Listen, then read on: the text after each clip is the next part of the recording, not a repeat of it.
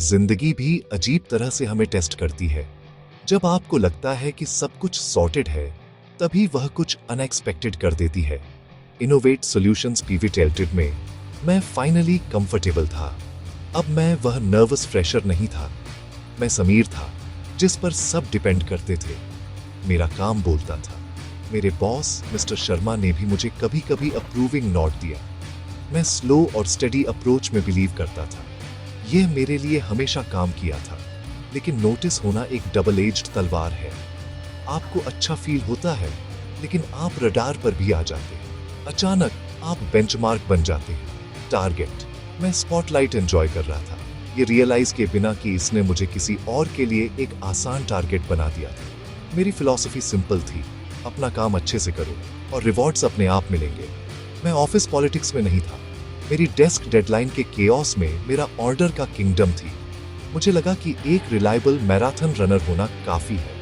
मैं जल्द ही जानने वाला था कि मैं कितना गलत था। कॉर्पोरेट वर्ल्ड हमेशा शांत अचीवर्स को एप्रिशिएट नहीं करता। ये शोर और शोमैनशिप से चकाचौंध हो जाता है। मैंने होराइजन पर तूफान को इकट्ठा होते नहीं देखा। मैंने एक नए प्लेयर के कदमों की आहट नहीं सुनी। कोई ऐसा जो अलग रूल्स से खेलता था। क्वालिटी टूटने वाली थी। एक नया चैप्टर शुरू हो रहा था और मैं उसे लिखने वाला नहीं था। यह एक नॉर्मल मंगलवार था, जब तक मिस्टर शर्मा ने टीम मीटिंग नहीं बुलाई। उनके बगल में रोहन खड़ा था। लंबा, sharp suit, confident smile. Team, मिलिए रोहन से। वह एक टॉप बी स्कूल से सीनियर एनालिस्ट के रूप में हमारे साथ जुड़ रहा है। यहाँ आकर बहुत एक्साइटेड हूँ। आप सभी से सीखने के लिए उत्सुक हूँ। उसके शब्द विनम्र थे, लेकिन उसके एक्सप्रेशंस एम्बिशन से भरे थे। रोहन मैनेजमेंट के साथ तुरंत हिट हो गया। उसके पास हर चीज के जवाब थे। वह सारे सही बज़वर्ड्स यूज करता था और हम बाकियों को आउटडेटेड फील कराता था। वह हमेशा नेटवर्किंग करता था, जोर से हंसता था, अपना ब्रांड बनाता था।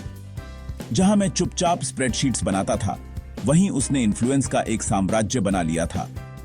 कंट्रास्ट बहुत क्लियर था। मेरी दुनिया अचानक स्लो लगने लगी।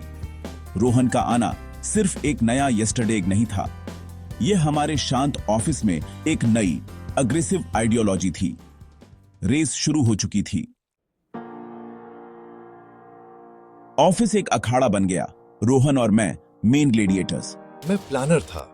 स्लो, थॉरोली, स्ट्रॉन्ग फाउंडेशन बनाता था। मेरा मंत्र 2 बार मापो, 1 बार काटो। रोहन इम्प्रोवाइजर था। रैबिट, तेज, बोल्ड, बड़े विजन्स और स्पीड के बारे में।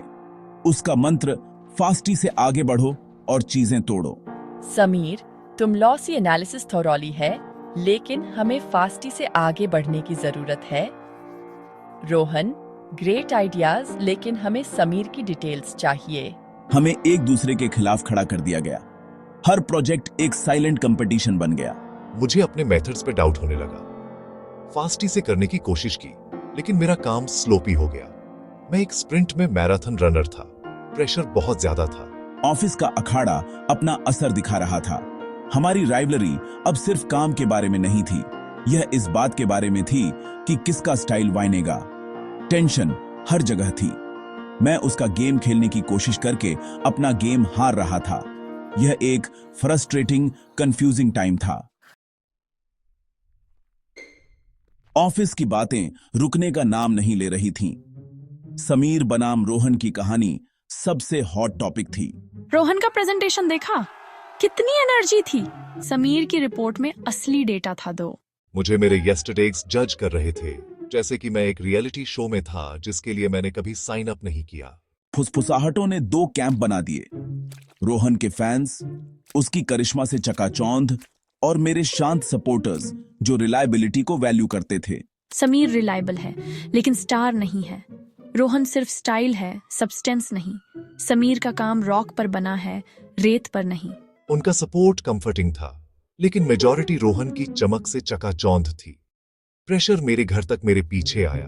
मैं रात में हर कमेंट को फिर से सोचता था। ऑफिस अब परसेप्शन का एक बैटलफील्ड था। मुझे लगातार खुद को प्रूव करने की जरूरत महसूस होती थी। कंपटीशन सिर्फ काम से कहीं ज्यादा था। यह दिल और दिमाग विनने के बारे में था। फुसफुसाहटें एक कांस्टेंट रिमाइंडर थीं। मुझे हर चीज पर इवैल्यूएट किया जा रहा था। यह थका देने वाला था। अल्टीमेट शोडाउन आ गया। जेनेट कॉर्प के लिए एक क्रूशियल क्लाइंट पिच। रोहन और समीर दोनों अलग अलग प्रपोजल प्रेजेंट करेंगे। जो सबसे अच्छा हो वह वाइन। रोहन ओवरड्राइव में चला गया। एक टीम इकट्ठा की, एक विजुअली स्टनिंग, एम्बिशन से भरा प्रपोजल बनाया। 6 महीनों में एक डिजिटल ट्रांसफॉर्मेशन का वादा किया।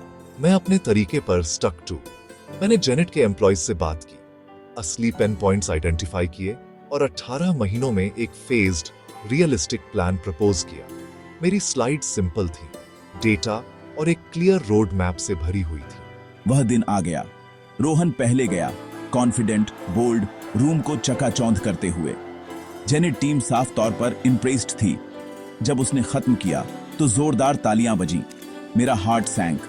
मेरा प्रैक्टिकल प्रेजेंटेशन उस तमाशे से कैसे कॉम्पीट कर सकता था? ऐसा लगा जैसे मैं बंदूक की लड़ाई में चाकू लेकर आया था, लेकिन मुझे अपने स्टाइल के प्रति सच्चा रहना था।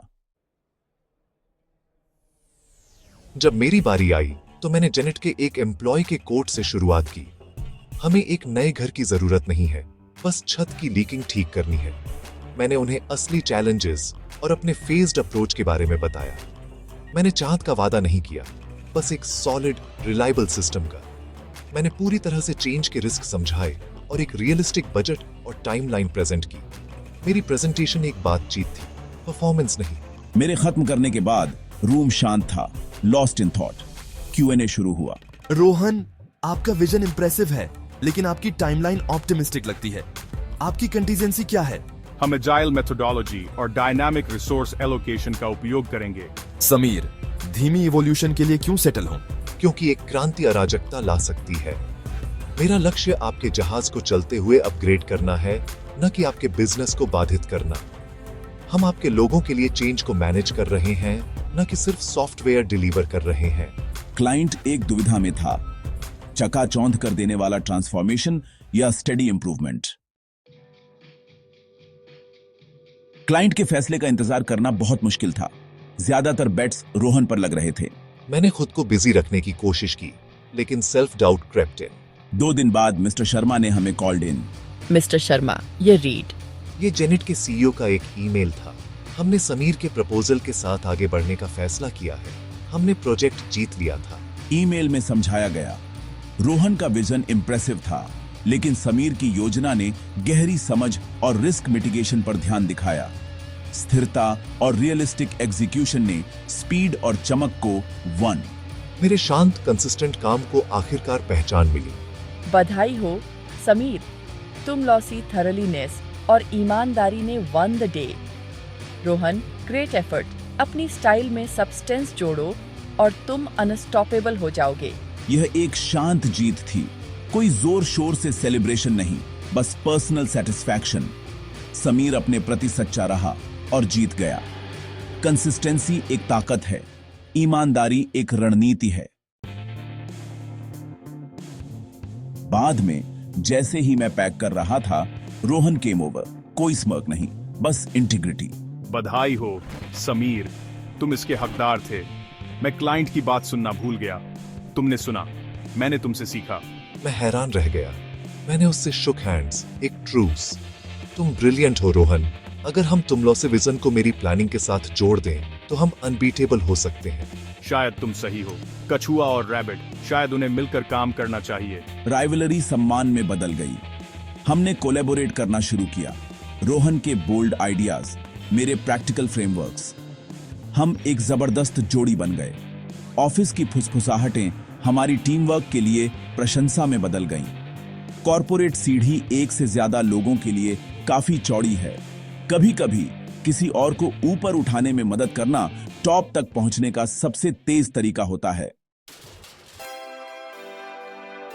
इस एक्सपीरियंस ने मुझे सिखाया, जिस एकमात्र व्यक्ति से आपको कॉम्पीट करना चाहिए वह है जो आप कल थे। असली रेस अंदरूनी है, सेल्फ इंप्रूवमेंट और अपनी स्टाइल के प्रति सच्चा रहने के बारे में। कंपटीशन ग्रोथ के लिए एक कैटलिस्ट है। रोहन का आगमन, जिसे मैंने एक खतरे के रूप में देखा था, एक आशीर्वाद यस्टरडे। उसने मुझे बेहतर बनने के लिए मजबूर किया। कंपटीशन से डोंट बी अफ्रेड, इसे एम्ब्रेस। अपने प्रतिद्वंद्वियों से सीखो, जो काम करता है उसे अपनाओ, लेकिन अपनी पहचान मत खोना। दुनिया को स्प्रिंटर्स और मैराथन रनर्स दोनों की जरूरत है, विजनरीज और प्लानर्स की। अपनी लेन ढूंढो और ईमानदारी से अपनी रन योर रेस। सफलता जीरो सम नहीं है, दूसरे की जीत तुम लौसी हार नहीं है। सबसे बड़ी जीत खुद का एक बेहतर, ज्यादा ऑथेंटिक वर्जन बनना है। कंपटीशन कभी नेवर एंड्स, लेकिन एक बार जब आप रियलाइज कर लेते हैं कि आप ही आपके एकमात्र सच्चे प्रतिद्वंद्वी हैं, तो आप आधी लड़ाई पहले ही हैव ऑलरेडी वन।